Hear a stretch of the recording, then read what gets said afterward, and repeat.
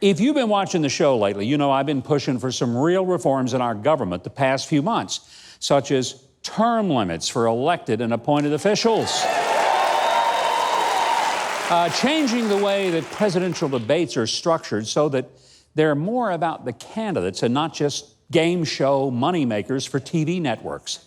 And we've talked about a health care structure that won't be embraced by probably either Democrats or Republicans because it's a pragmatic rather than a political solution. Now, I've also explained why politicians need to stop making the taxpayers pony up for their political campaigns while never doing the job they were elected to do. So tonight, I want to add another proposal that Congress ought to pass, but probably never will. Here it is. End lucrative congressional pensions and let members of Congress simply pay in to the same Social Security system that you have.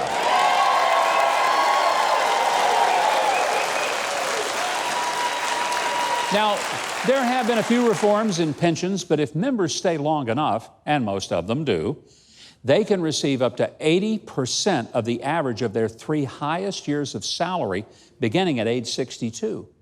They actually can start receiving a pension at age 50 if they put in 20 years, or at any age after 25 years of service. Not bad, unless you're the one giving it and not the one getting it. You know, members become eligible for some pension after just 5 years, although not the full amount that they get for staying around. And that's one of the reasons you will never see Congress impose term limits on themselves. I wouldn't begrudge members for having a pension in which they match contributed funds to a personal 401k plan, just like a lot of private sector firms do. But in addition to Congress getting pension plans, some of them, including way too many Republicans, want to cut Social Security benefits for the workers who paid into it. Now, some even call Social Security an entitlement. And that's like saying that those who receive it are virtually getting a government handout. Well, those who followed my presidential campaigns, and obviously not enough did, I'm going to leave that one alone. They would know that the only candidate who said that we shouldn't be cutting Social Security other than me was then candidate Donald Trump. And I said we shouldn't even be talking about cutting Social Security benefits for workers because Social Security is not a gift that the government gives to us. It is made up of the funds that we, the American workers, paid in over our entire lifetimes. And yes, sir.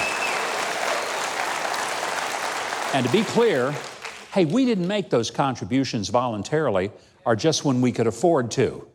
That money got taken out of our checks before we ever saw a penny of our pay.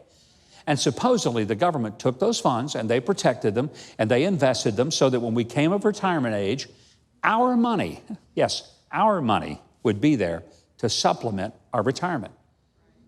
But the government stole that money and they used it for other things.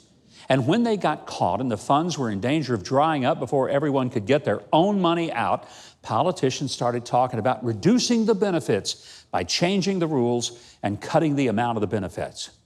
I want to repeat, Social Security is not welfare. I started paying into it when I was 14 and working 2 jobs. Be honest with you, I sure could have used that money then. But the government didn't let me choose or even defer payments. So 50 years later, do they really think I'm so dumb as to not notice if they try to change the rules long after the game has started? So I think Congress will work harder to save Social Security if they have their money there instead of some special pension to lean on. But in the meantime, don't even talk about stealing Grandpa's Social Security funds. Because now, partner, I am Grandpa. Now, if you want more videos like that one, hit the subscribe button below and the notification bell right next to it.